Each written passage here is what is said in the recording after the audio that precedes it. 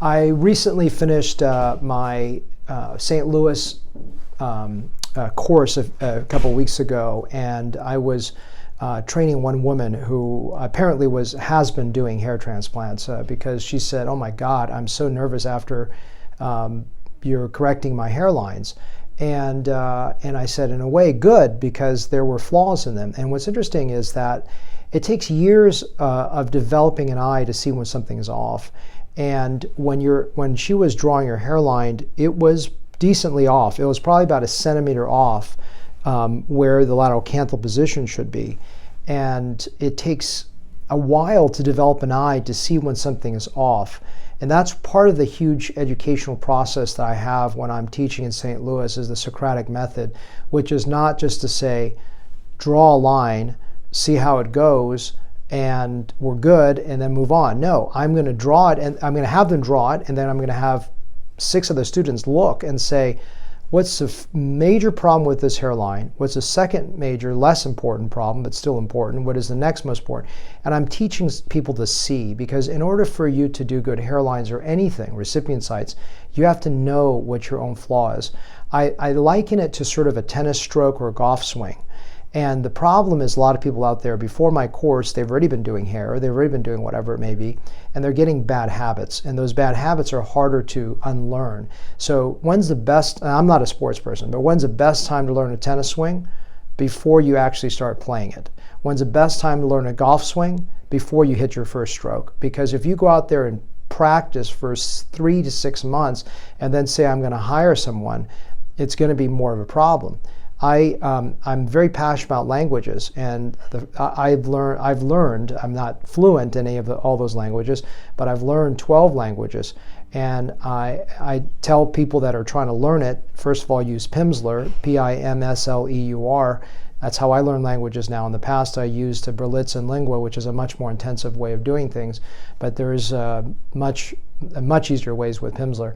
But I tell people, when you're learning that language, the first thing you want to do is have a native speaker correct your pronunciation, because when you start to have bad pronunciation by level 2, it's very hard to unlearn it. You need to not get those bad pronunciations.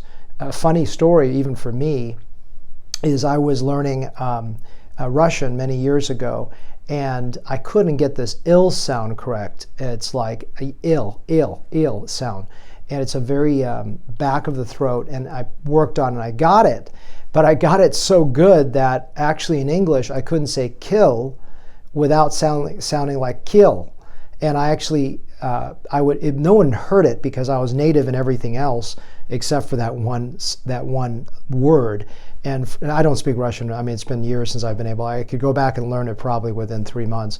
But I was able to speak basic Russian after a while. But the point of this is, I worked really hard early on to get it right. And so with hairlines, you really a centimeter off can make the difference between a natural hairline. And unfortunately, a lot of people out there that are, getting the El Cheapo hair transplants, they don't even know that their hairlines are bad. They don't even know it's off. And so in St. Louis, what I'm trying to teach is to really teach people to see. And what's really hard when you're working on a hairline or anything on recipient sites is that it's a curved space. And so working on a curved space, it just is naturally more difficult. And this is why if I show you draw a straight hairline on a sheet of paper, you say, look, right, boom. But when it's on a curved space, one side slopes different from the other. I always have to use a mirror to cross-check my work to make sure it's right.